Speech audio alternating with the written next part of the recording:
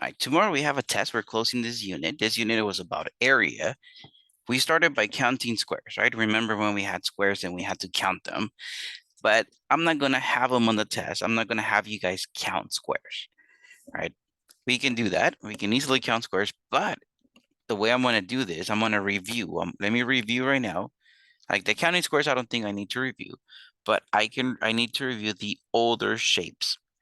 90-degree angles are very, very important. Looking at a rectangle, looking at number 25, looking at a rectangle, choose any of those 90-degree corners. Make sure you know the two numbers that made at that corner. Just to choose a corner, let me choose this corner.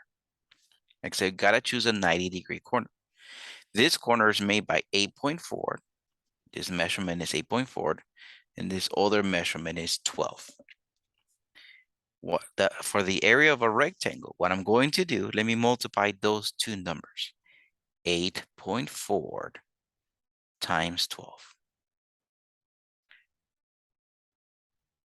And I happen to have 100.8.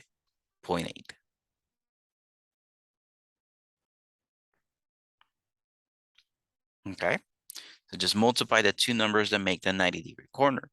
I know after rectangles, we move into parallelograms. Remember, I came and I talked about this. I started saying that we can cut a triangle on one side, put it on the other side to make a rectangle. But I also said parallelograms. I'm emphasizing that's the shape that it's in black. Parallelograms, they look like slanted rectangles, so I'm going to treat it like a rectangle. I know for rectangles, I look for the 90-degree corner. In this case, it's right here. The two numbers that meet at the 90-degree corner are 8 and 9.5. So let me multiply those two numbers, 8 times 9.5, and that gives me 76. Don't think you have to use every number given. I'm just looking at the 90-degree corner, and I have to multiply the two numbers that meet at that corner. The 9.5, the dotted line, basically it says if you expand it, if you make it go further, it will meet at the 90-degree corner. After parallelograms, we move into trapezoids.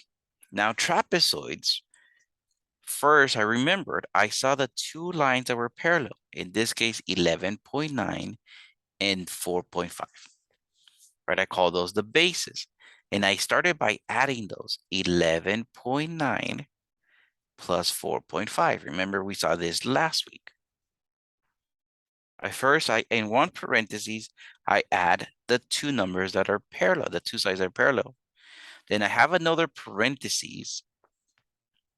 And in that case, I look for the height, the distance between the parallel lines, the number that touches the lines at 90-degree corners. In this case, it's 6.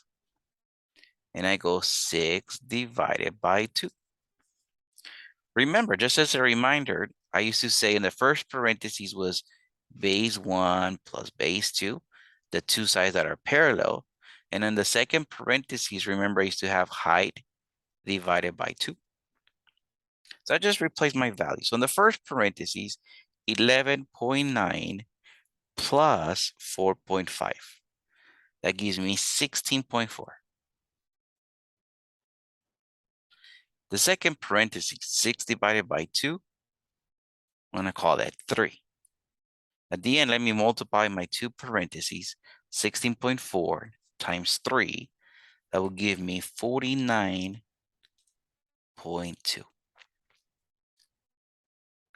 The last shape that we learned was a triangle. We've been looking at triangles this week.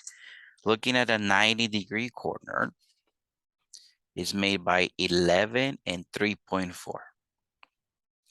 So if I multiplied 11 times 3.4, that will give me the area of a rectangle. In order for me to get the area of a triangle, let me divide by 2. 11 times 3.4 is 37.4. 37.4 divided by 2 is 18.7. Got to multiply the two numbers that make the 90-degree angle and divide it by 2. We divided by 2 because a triangle, I talked about it, a triangle is half of a rectangle. All right, there's a review of this unit. There's a review of what we did today. If you have any questions, just let me know.